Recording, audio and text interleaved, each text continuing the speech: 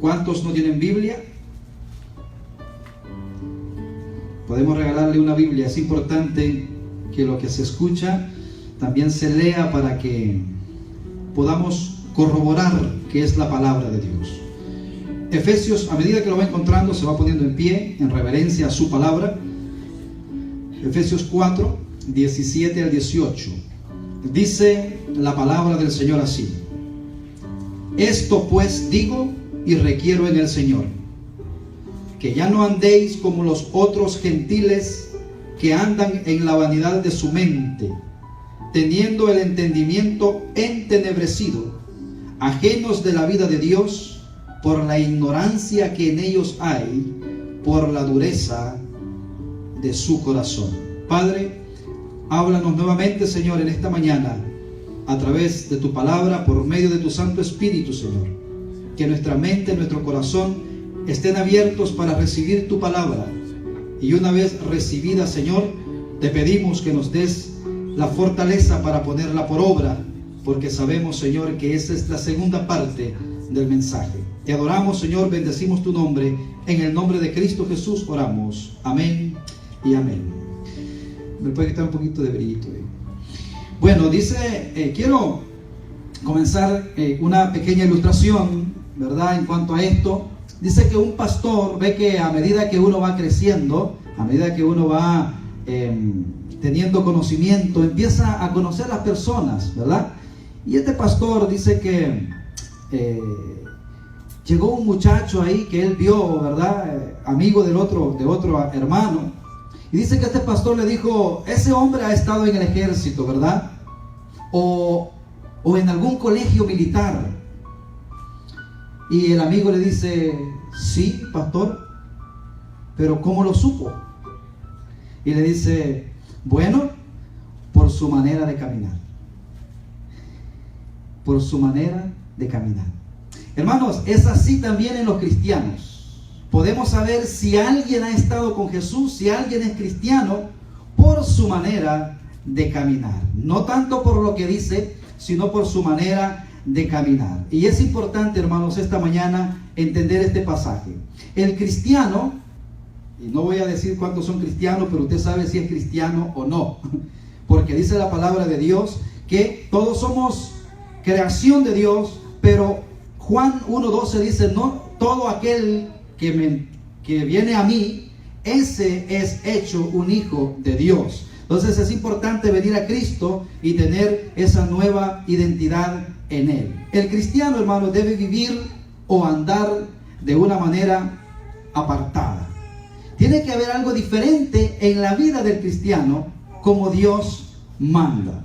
Nuestro andar demuestra lo que somos. Oiga bien esto, demuestra lo que somos y también demuestra a quién servimos. Significa, hermanos, andar significa el conjunto de actividades de la vida individual de cada persona.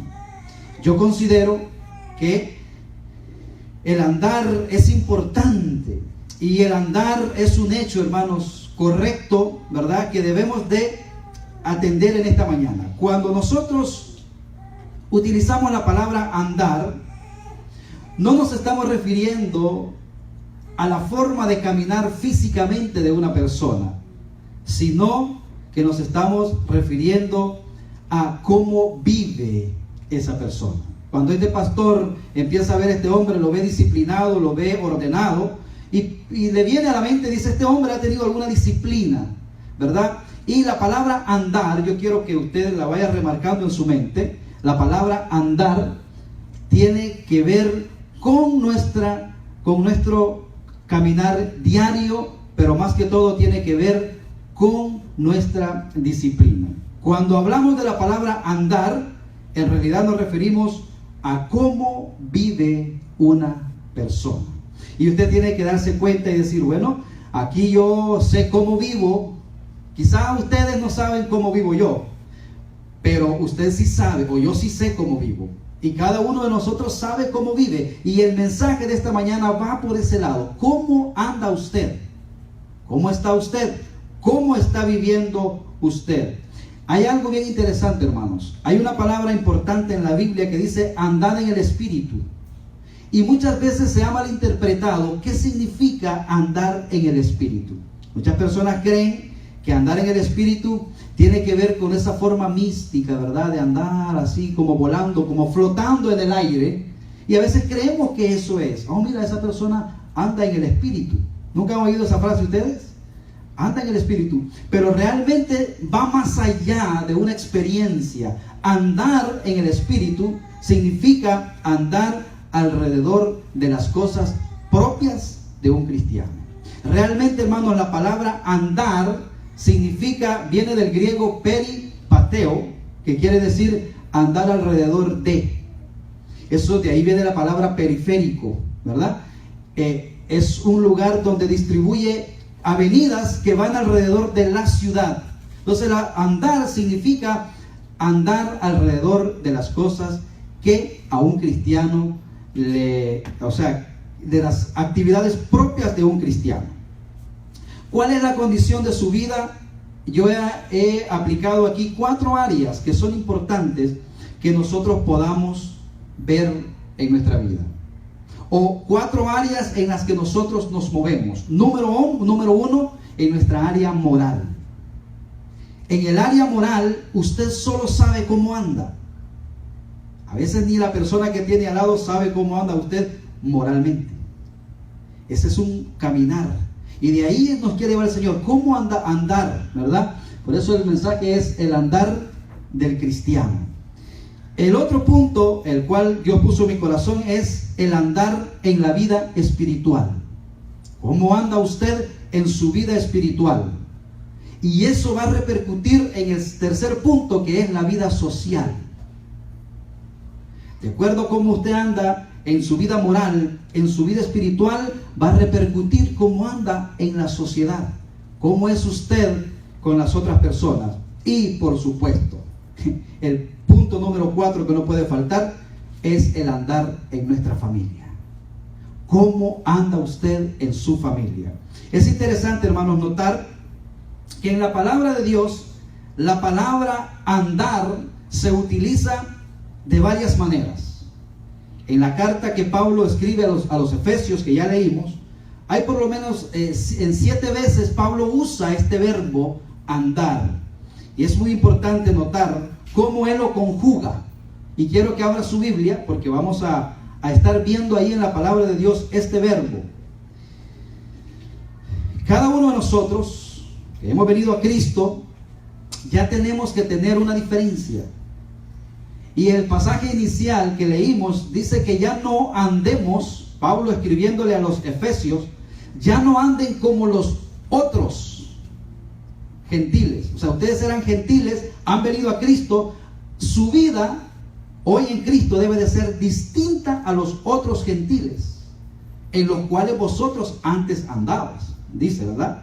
Entonces, la pregunta es, ¿cómo anda usted? Solamente para que usted vaya chequeando, ¿cómo anda usted en su vida moral?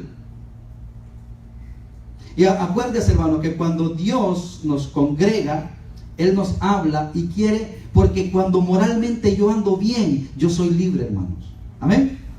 Cuando moralmente yo estoy bien, yo ando con mi cabeza levantada. Una persona que moralmente anda bien, ve a la policía y lo saluda. Y dice, yo no tengo nada de qué esconder. Cuando espiritualmente usted está bien, usted puede orar, usted puede leer la Biblia, usted puede hablar de Dios. Pero cuando no está bien, usted se esconde. Y por eso es importante esto. Y socialmente usted es una persona que aporta a la sociedad. Cuando usted anda bien con Dios, por supuesto su familia va a andar en armonía. Yo siempre aconsejo esto y digo, nunca salga a la calle enojado con su familia. Si en su familia ese núcleo está bien, usted le podrá hacer frente a cualquier problema que venga. Si en una pareja usted y su esposo está bien o su esposa está bien, olvídese. Especialmente para mí, yo lo he experimentado. Si estoy bien en mi hogar con mi familia, no me importa lo que venga. Porque dice la palabra del Señor que el cordón de 3 dobleces no se rompe rápido. Pero cuando en mi propia familia tengo conflicto, ya voy predispuesto a la calle socialmente a encontrarme con el que me diga lo primero y ya las cosas andan mal. ¿Qué pasa con eso? Espiritualmente estoy mal. Quizá ese día me tocó venir a la iglesia y espiritualmente estoy mal. Ya no soy productivo en la iglesia. Por eso es importante, hermanos, este tema de esta mañana. Sé que no es fácil, pero que el Señor nos ayude. ¿Cuál debería ser el andar del cristiano? Bueno, Pablo, vamos a Efesios 2, ahí mismo, no tiene que moverse mucho. Acuérdense, hermanos, que estos cristianos, al igual que nosotros, habían venido de una vida ajena de Dios, haciendo lo que se les venía en mente, pero ahora habían venido a la familia de Dios, y en la familia de Dios hay preceptos, hay un camino que hay que seguir. Mire lo que dice Pablo. Pablo les dice, ustedes son diferentes. Efesios 2 del 1 al 3 dice, y Él os dio vida a vosotros. Acuérdense, hermanos, que la vida que tenemos, no está hablando de la vida física, aunque está implícita, pero aquí está hablando de la vida espiritual, que el Señor les había dado a los creyentes en Éfeso. ¿Cuándo? Dice, cuando estabais muertos en vuestros delitos y pecados. ¿Cuál era la condición de los efesios antes de venir a Cristo? Estaban muertos. Pues déjenme decirle, hermanos, que si nosotros creemos que la Biblia es la palabra de Dios, toda aquella persona que no tiene a Cristo está muerto. Es duro, ¿verdad? Es duro decirlo, pero eso es lo que dice la palabra de Dios. Pero dice que Él nos dio vida cuando estábamos muertos en vuestros delitos y pecados. Hermanos, la palabra delito es bien tremendo, ¿verdad? ¿Ha cometido usted algún delito últimamente? Sí. Porque eso implica meterse con la ley. Dice, delitos y pecados. Miren lo que dice el 2. Y Pablo les dice, acuérdense, en los cuales anduvisteis en otro tiempo.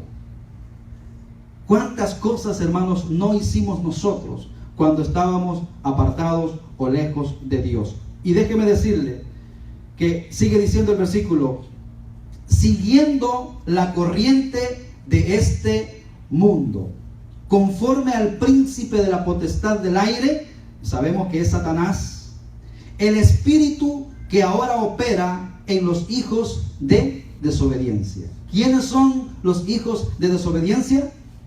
Aquellos que no se sujetan a Dios. ¿Era usted antes un hijo de desobediencia? Por supuesto que sí. Eso les está diciendo el Señor a los efesios. Ustedes antes eran hijos de desobediencia. Un hijo desobediente, hermanos, no se sujeta a nadie. Un hijo desobediente es aquel que dice, a mí nadie tiene que decirme lo que tengo que hacer. Ahí tiene usted un perfecto desobediente. Pero ya no, dice el apóstol Pablo, ustedes ya no son hijos de desobediencia, hoy han venido a ser hijos de obediencia. Mire lo que dice el 3. Entre los cuales, hijos de desobediencia, también todos nosotros vivimos en otro tiempo. Pablo fue el primer desobediente, pero desobediente de primera. De tal manera que él, cuando habla de los pecadores, dice, de los pecadores, de los cuales yo soy el primero. Porque Pablo no solamente odiaba, Pablo mataba a los cristianos. Porque él daba la orden para matarlos. Dice, entre los cuales todos nosotros vivimos en otro tiempo, ojo con lo que viene, en los deseos de nuestra carne, haciendo la voluntad de la carne y de los pensamientos. Y éramos por naturaleza hijos de ira, lo mismo que los demás. Hijos de ira. Hermano, esa palabra a mí me da... Cuando una persona pasa de este mundo, ya llegó allá al otro lugar con un calificativo que ya jamás lo puede cambiar. Y los que quedamos acá, peor. Si usted tiene que irse para el cielo como hijo de obediencia o como hijo de desobediencia. Si se fue como hijo de desobediencia, hermanos, lo sentimos mucho, nada podemos hacer. Hablando, hermanos, de la condición de los efesios, este versículo es una radiografía de lo que pasaba con ellos. pero déjeme traerlo a nuestro tiempo actual. ¿No es eso también lo que hacíamos nosotros? Éramos por naturaleza hijos de desobediencia. Siguiendo, dice, la corriente de este mundo. Vivíamos en desobediencia, vivíamos en rebeldía, vivíamos en oposición a la palabra de Dios. Prácticamente, hermanos, a los efesios no les interesaba vivir correctamente, ni les importaba andar correctamente. ¿Sabe por qué? Porque ni siquiera tenían vida en sí mismos. Dice la palabra de Dios: estaban muertos en sus delitos y pecados. Pero, qué interesante que cuando el apóstol Pablo vuelve a hablar de andar, ahora ya lo hace, hermanos, de una manera pasada. Lo hace de una manera futura en este punto. Vamos ahí a Efesios 2:10. No se mueva de Efesios. Porque Pablo está diciendo en este pasaje,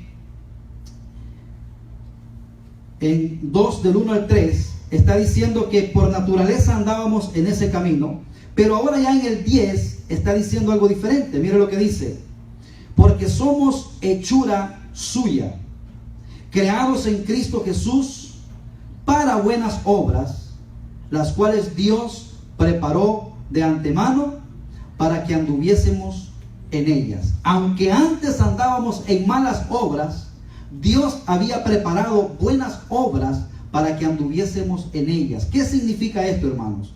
Que no importa lo que usted hacía antes, en Cristo hoy usted es una nueva criatura. Es como cuando usted resetea un aparato.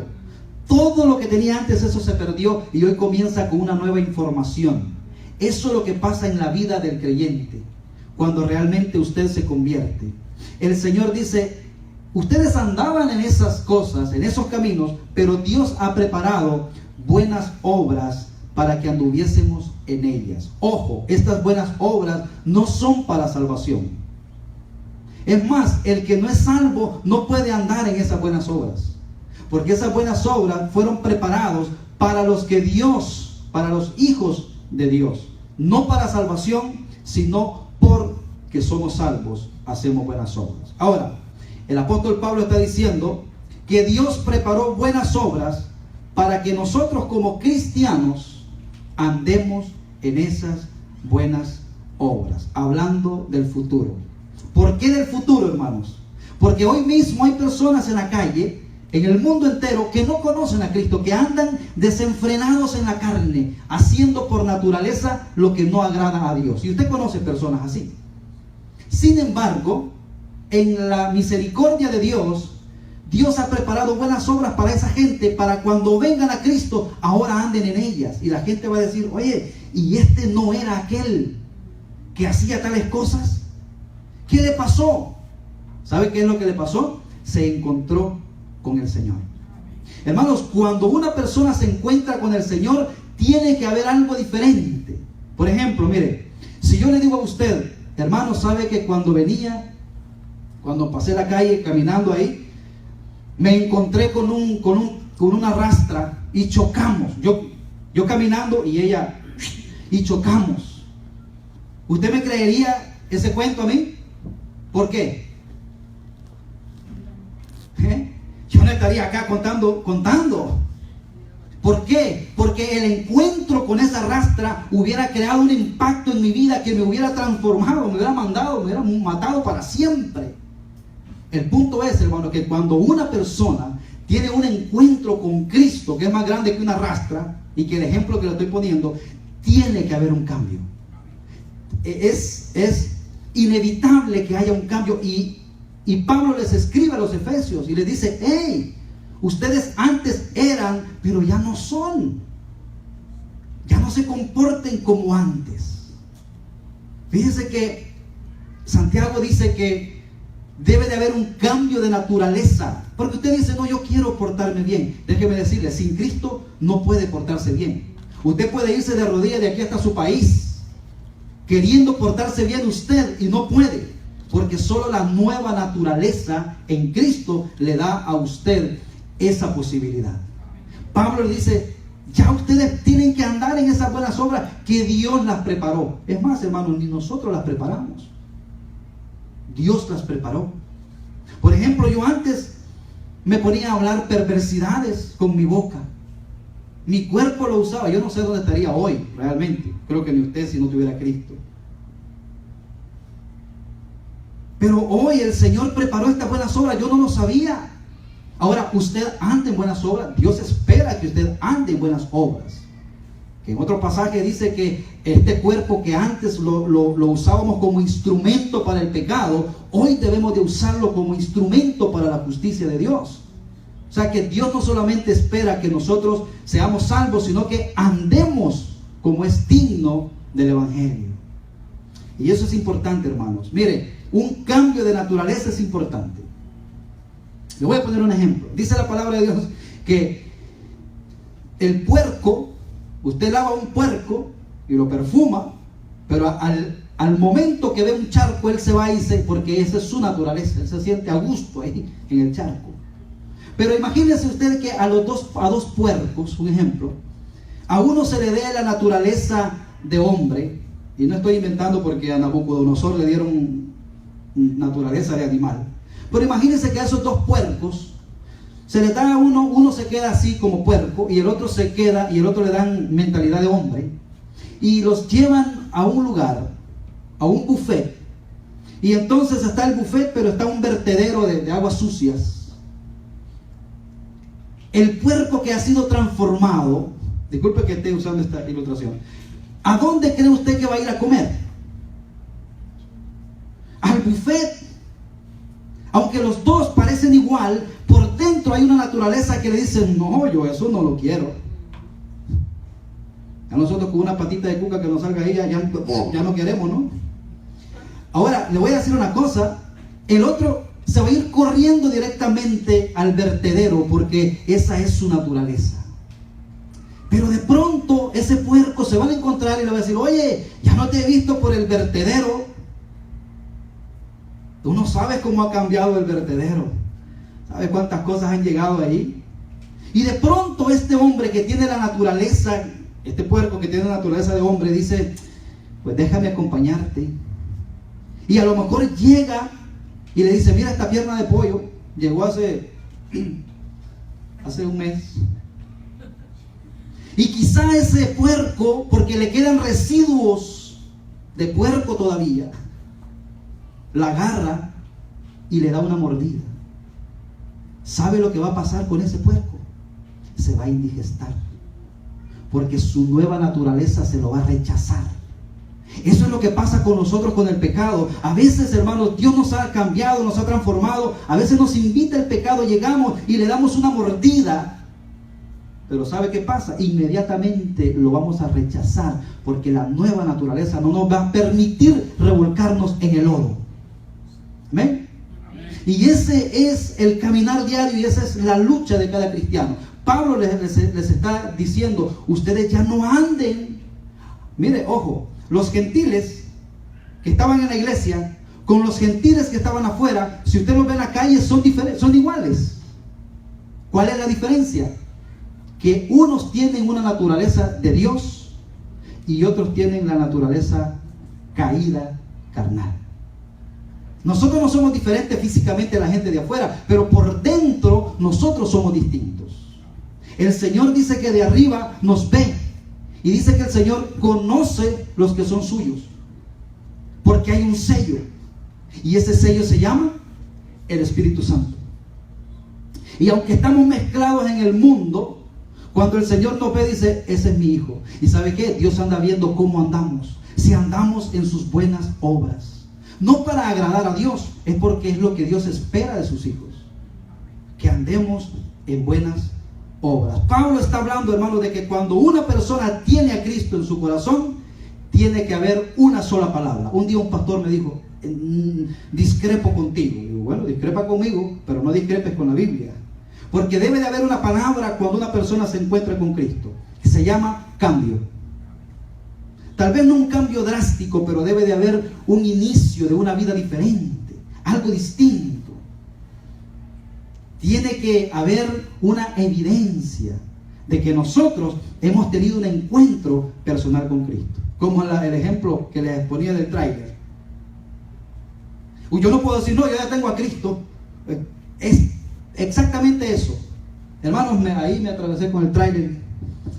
Los dos chocamos. Fue un choque terrible. Pero para la gloria de Dios, aquí estoy. Eso es mentira.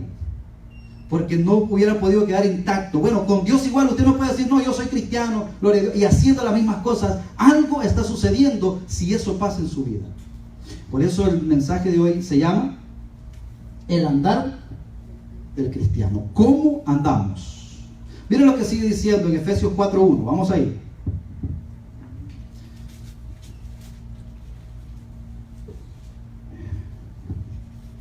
Yo pues preso en el Señor. Y es interesante ver esta palabra, os ruego. ¿Quién era el apóstol Pablo? El apóstol Pablo había sido el instrumento que Dios había usado para fundar esas iglesias. Vamos a poner un ejemplo. No quiero yo ponerme a la par del apóstol Pablo. Pero por ejemplo esta congregación, el Señor me ha dado la bendición de irla formando de la nada, vamos a decir. Entonces yo podría decir, no, esta es mi congregación, o sea, ustedes me pertenecen a mí y yo poder ejercer dominio sobre ustedes, que eso es lo que a veces sucede. Dice la palabra de Dios que los pastores no están para enseñorearse de la iglesia, están para cuidar. Y aquí nosotros vemos que Pablo, aunque fue el fundador de estas iglesias, el apóstol Pablo no les exige. ¿Qué hace Pablo aquí? En el 1 dice, yo pues preso en el Señor os ruego. Os ruego. Qué bonito, ¿no? Qué diferente a los apóstoles de hoy, que imponen. Os ruego que andéis. Mire, ahí está el verbo otra vez. Andéis como es digno de la vocación con que fuisteis llamados. Pablo está diciendo aquí que antes de haber conocido a Cristo, vivíamos en desobediencia, en rebeldía, en oposición a la palabra. No nos importaba, hermanos, en lo más mínimo agradar a Dios. Y eso pasa a veces con las personas, hasta nuestros familiares. Hermanos, no les interesa, pero de lo más mínimo. Pero dice que desde el momento en que ustedes recibieron, le dice Pablo a los hermanos de Efesios, desde ese tiempo que ustedes recibieron a Cristo, Dios les implantó una nueva vocación, un llamado, un nuevo deseo. Hermano, qué interesante, ¿verdad? Que estamos aquí porque Dios nos puso un nuevo deseo. Cuando yo, 20 años atrás, o antes que fuera cristiano, iba a pensar ir a una iglesia. ¿Cuándo? Ese deseo no viene de mí. Dice la palabra de Dios que el hombre no busca a Dios. Usted puede decir, sí, eso es mentira, porque yo sí iba a la iglesia con mi abuela. Usted no iba a buscar a Dios. Usted iba a cumplir un ritual que le habían dicho que así tenía que hacer para sentirse bien con usted mismo. Pero buscar a Dios no. Dice la Biblia, no hay quien busque a Dios, no hay quien entienda. Pero cuando venimos a Cristo, Cristo implanta en nosotros un nuevo deseo, un nuevo propósito y también, hermano, un nuevo corazón. Tiene que haber un nuevo corazón. Y por eso dice, yo pues preso en el Señor, os ruego que andéis. Hermanos, ¿quién es el más beneficiado en andar en obediencia? ¿Dios o nosotros? Entonces, hermanos, es un ruego para nuestro propio bien. Como dice por ahí, ¿verdad? Es por tu bien. Andemos, hermanos, y mire, ya podemos andar, porque ya tenemos el Espíritu Santo, ya tenemos la naturaleza de Dios. Andéis como es digno de la vocación con que fuisteis llamados. Qué tremendo sería, hermanos, que cada uno de nosotros, se puede imaginar el impacto que hubiera en nuestra área si cada uno de nosotros dijera, hoy yo decido andar agradando a Dios en todo. Cambiaría su vida drásticamente. Quizás los planes que tiene para esta tarde se esfumarían. Pablo está diciendo esto, hermanos, a esa tremenda iglesia que está en la ciudad de Éfeso.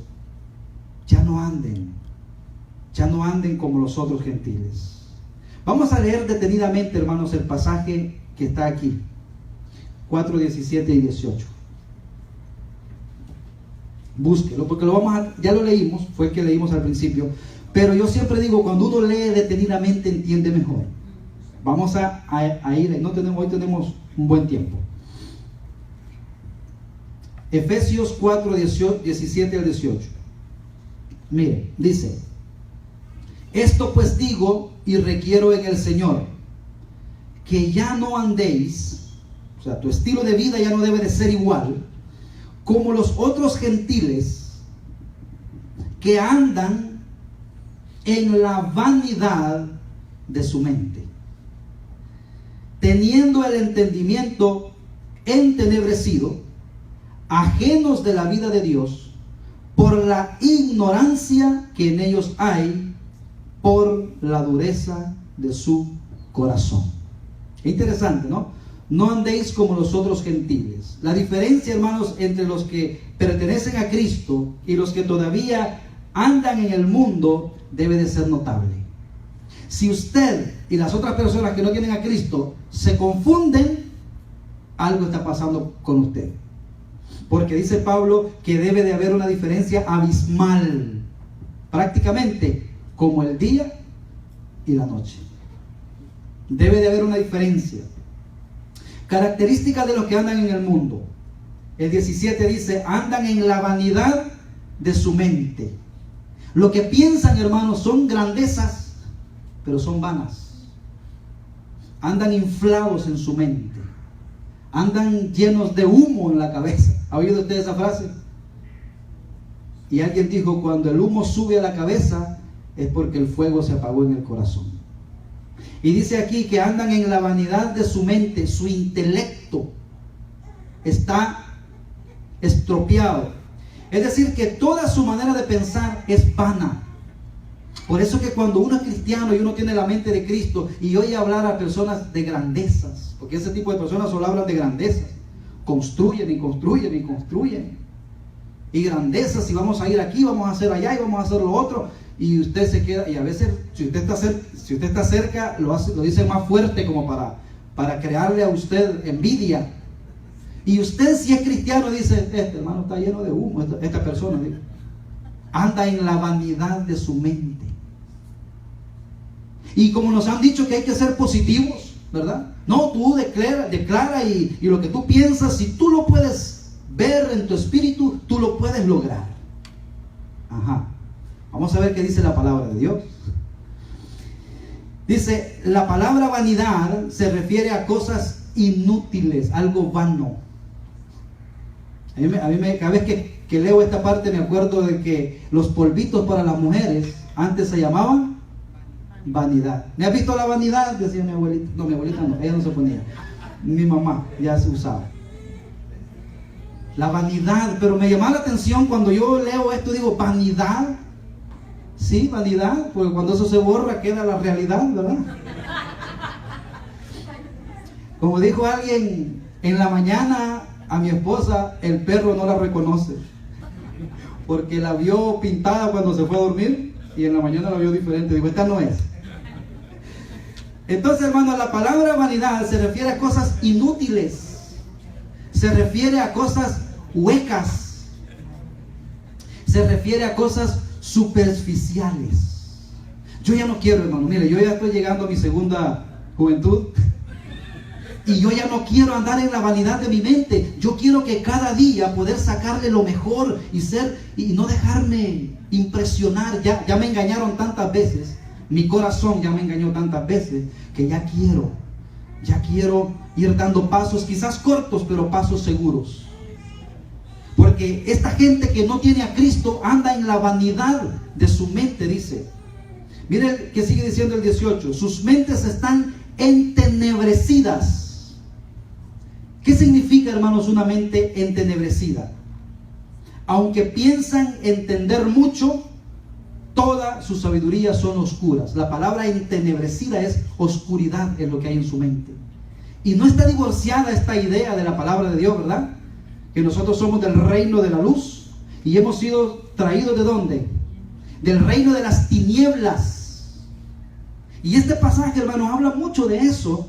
¿Cómo vive la gente? Usted solo escúchelo y véalo. Y se da cuenta usted, no se jacte, pero se da cuenta que esa persona anda en tinieblas. No importa lo que hable, no importa lo que diga, pero todo es vano, todo es vanidad. Y entre ellos se engañan, y entre ellos se muerden, se comen, y entre ellos se estafan. Pero el Hijo de Dios, hermano, no debe de ser así. Mire lo que sigue diciendo el 18. Son ignorantes. Es decir, ignoran la única verdad. Y aquí se produce lo que dice Isaías: a lo malo le llaman bueno. ¿Cómo yo voy a estar en la iglesia si en la iglesia solo van los perdedores? A la iglesia solo va la gente mayor, o la gente que ya no tiene nada que hacer, va a la iglesia. Yo tengo tanto que hacer, ¿verdad? Tengo tanto que, como dicen por ahí, me quiero retirar bien. Me quiero retirar bien. ¿Qué significa eso? Ignorar a Dios. Retirarse bien, hermanos, es, dice, lleno del Espíritu Santo, es lleno de la palabra de Dios. Dice, mire, son ignorantes, es decir, ignoran la única verdad que les puede sacar a la luz, y por eso se encuentran ajenos de la vida de Dios. Y el final del 19 dice: por la dureza de sus corazones. Un corazón duro, hermanos, es un corazón insensible. Es esa parte que se acumula en la carne muerta, que se nos acumula a veces en las manos o en algunos dedos de los pies. Eso se le llama callo, ¿verdad? Y eso usted le pone fuego, le pone una aguja, y eso no siente, porque es carne que un día fue viva, pero hoy es carne muerta. Y eso se llama la insensibilidad. Dice la palabra de Dios: duros de corazón. Por la dureza de su corazón. Fueron tan duros con Dios tantas veces que hoy ya no pueden. Solamente el poder de Dios, hermanos, puede romper un corazón duro como estos. Perdieron toda sensibilidad. Cuando usted ve, hermanos, yo no sé cómo puede haber personas que pueden atrapar a otra e irla cortando por pedazos. Yo no entiendo. No entiendo qué debe de haber en ese corazón incluso para disfrutar de eso. Ayer vimos una rana que se había ahogado, no sé cómo, o la había matado, pero estaba flotando en el agua. Y los niños riéndose. Yo digo, no, esto no es de risa. Me dio lástima ver la rana muerta. Hermano, yo no sé cómo puede ver, yo quizás soy muy sensible, ¿verdad? Pero la insensibilidad es cuando usted empieza a disfrutar de aquello que no es correcto. Y dice la palabra de Dios que estos hombres estaban duros de corazón.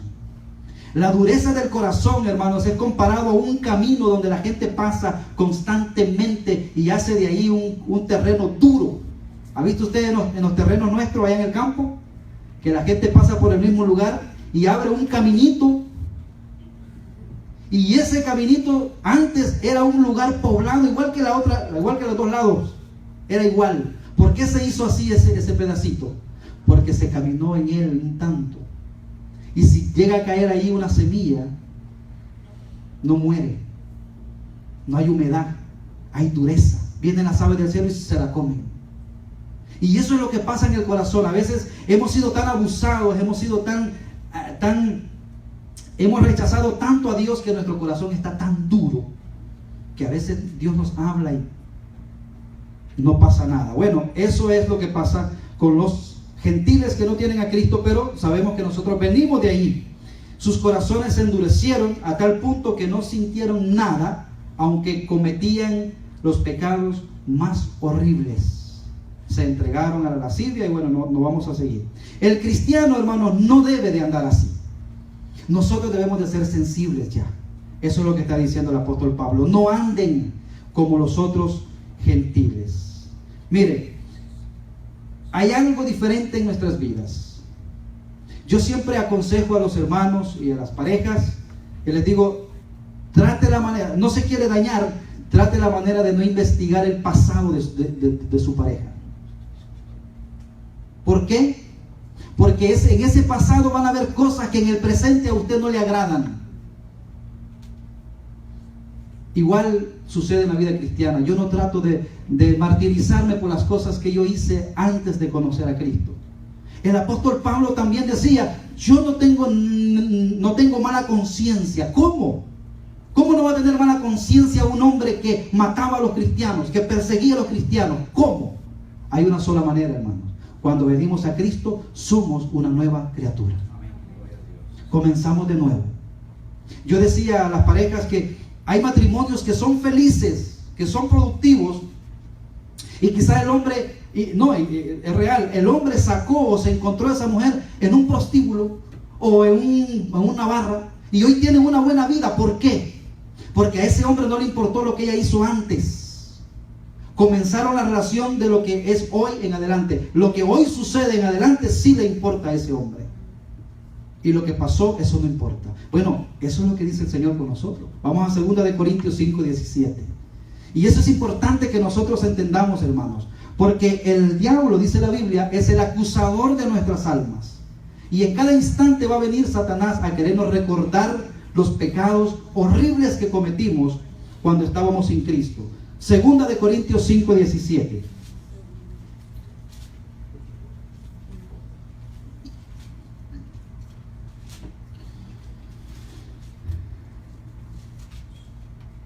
Dice la palabra del Señor: de modo que si alguno está en Cristo, nueva criatura es. Las cosas viejas pasaron, he aquí todas son hechas nuevas. Prácticamente el Señor dice, lo que tú eras antes, a mí no me interesa, todo eso ya pasó, dice el Señor. Hoy eres una nueva criatura. Hermanos, es interesante. Ya podemos andar. Ya Dios espera que andemos en buenas obras. En otro pasaje dice, el que robaba, ya no robe. El que mentía, ya no mienta. ¿Sabe por qué dice el Señor eso? Porque ya podemos no robar. Ya podemos no mentir. Antes no podíamos, porque íbamos conforme a nuestra naturaleza. Y fíjese que cuando Cristo andaba en su ministerio terrenal, mucha gente lo seguía. Pero dentro de toda esa gente lo seguía un hombre muy pequeño que se llamaba Zaqueo. Porque saqueaba. No sé si de ahí viene el nombre. Pero Zaqueo era un ladrón. Zaqueo, hermanos, se había unido al imperio romano. Y él era un publicano. Él cobraba taxes. ¿Qué pasaba con esto? Zaqueo era un inversionista, era un hombre de negocios, era un hombre exitoso. Así lo pudiéramos catalogar hoy. Quizás Zaqueo estuviera en las revistas de hoy como uno de los hombres más influyentes del mundo, porque Zaqueo era eso. ¿Qué pasaba con eso?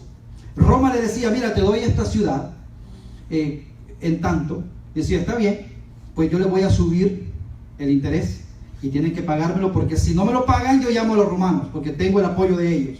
Y así robaban. Y eso era Zaqueo. Por supuesto, era un hombre odiado por el pueblo, porque prácticamente un fariseo, ¿cómo se llama? ¿Cómo se llaman estos hombres? Sí, pero el nombre, publicano. Un publicano era eso, prácticamente lo veía como un ladrón. Pues este publicano dice que ya el Espíritu Santo empezó a trabajar en él. Y dice, yo quiero ver a Jesús, pero como soy tan pequeño no lo puedo ver por la multitud, déjame subirme al árbol. Mire cómo el Espíritu Santo estaba ya trabajando en el corazón de este hombre.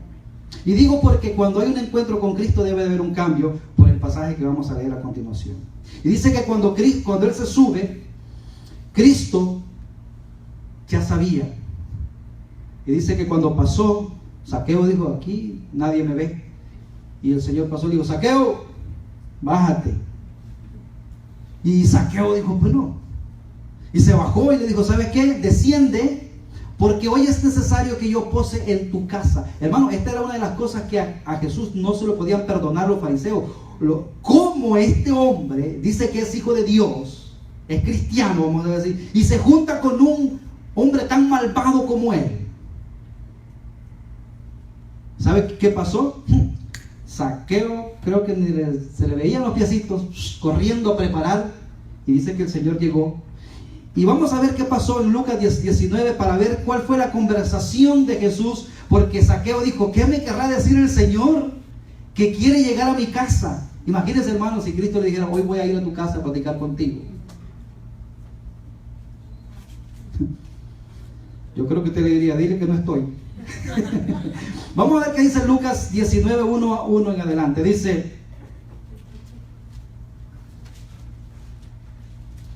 Lucas 19.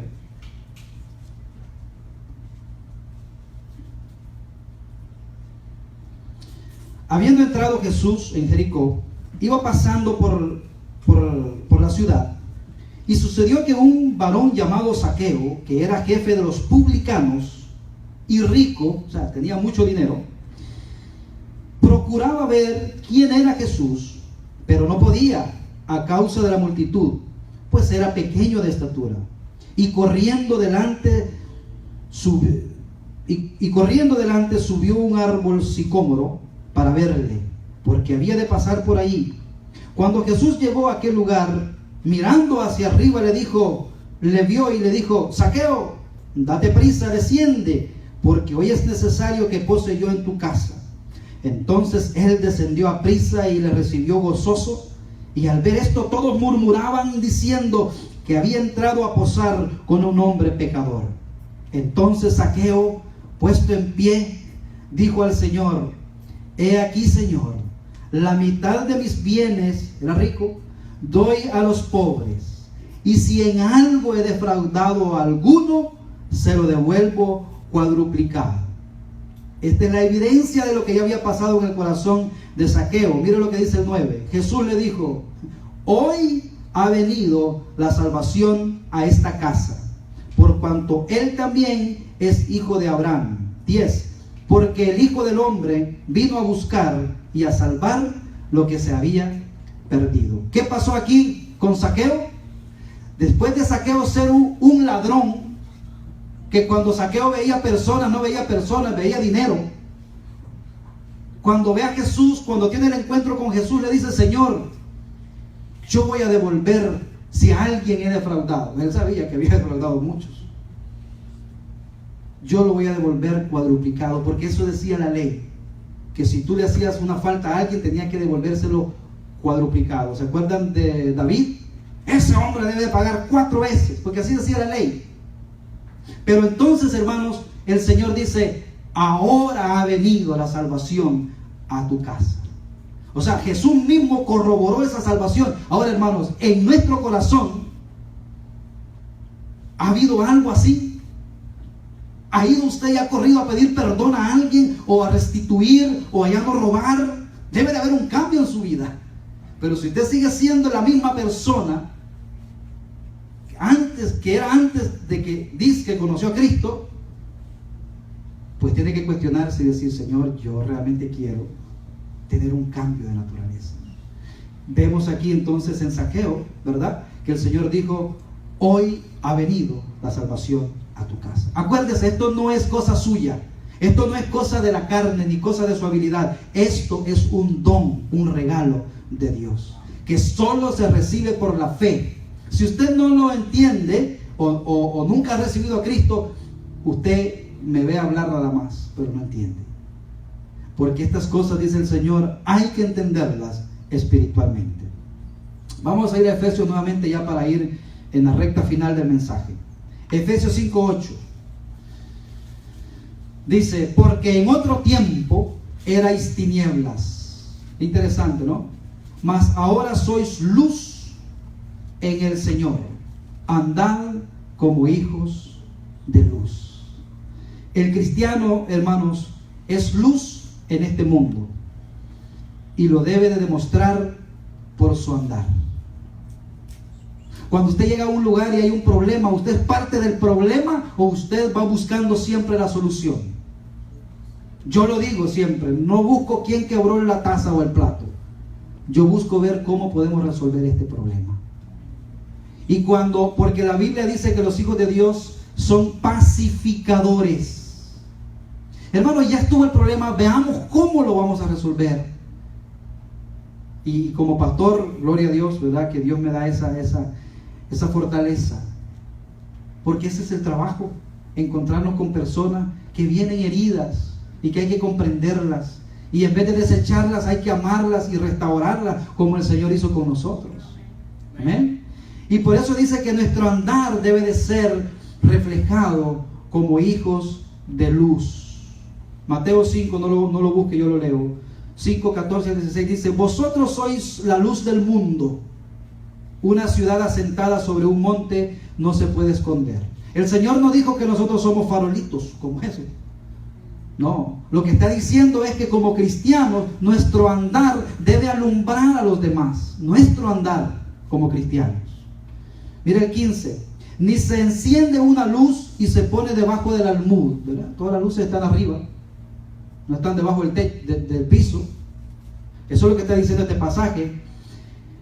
Sino sobre el candelero, y alumbra a todos los que están en casa. Dice: así alumbre vuestra luz delante de los hombres, para que vean vuestras buenas obras y glorifiquen a vuestro Padre que está en los cielos.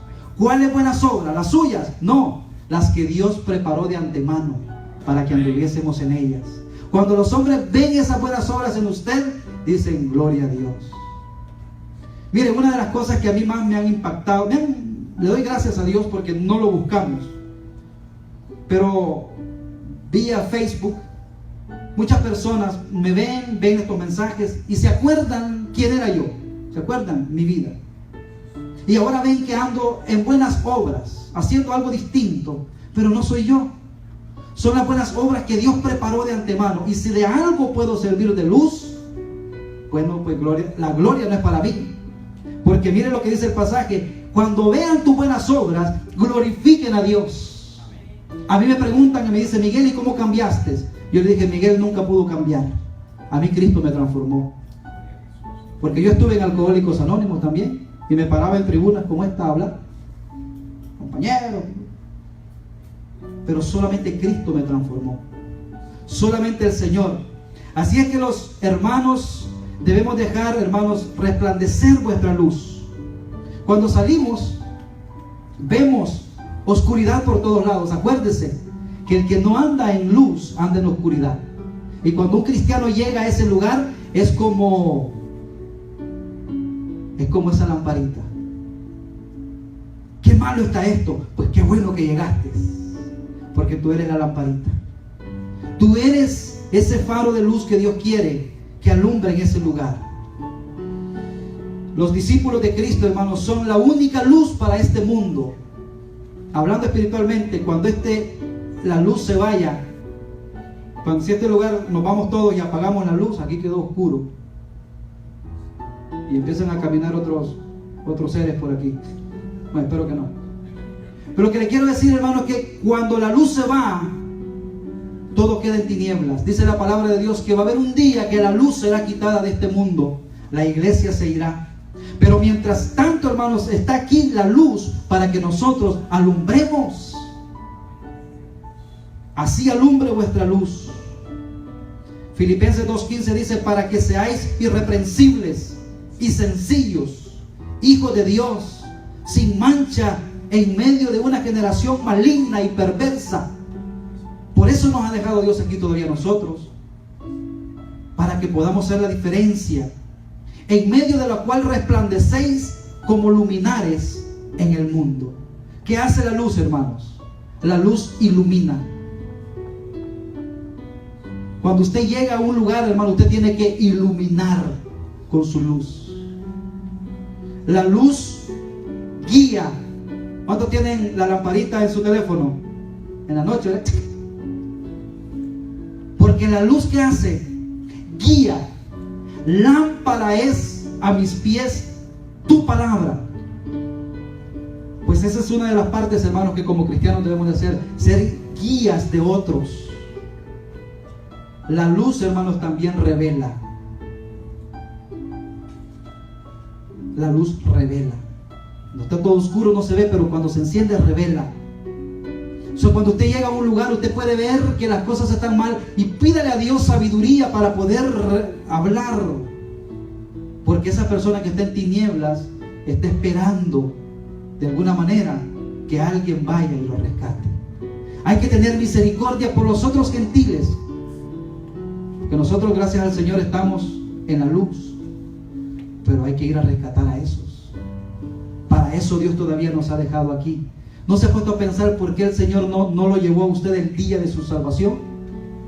Porque Dios quiere dejarlo a usted para que usted sea luz en medio de la oscuridad. Pues ya para finalizar, debemos de andar como sabios, dice la palabra de Dios, y no como necios. Un sabio, ¿qué es un sabio? Un sabio tiene entendimiento. Un sabio, hermanos, escucha razón. Un sabio es aquel que dice: yo sé que existe un Dios. Porque el necio, que dice en su corazón: no hay Dios. Y dice otro pasaje: no existe Dios en ninguno de sus pensamientos.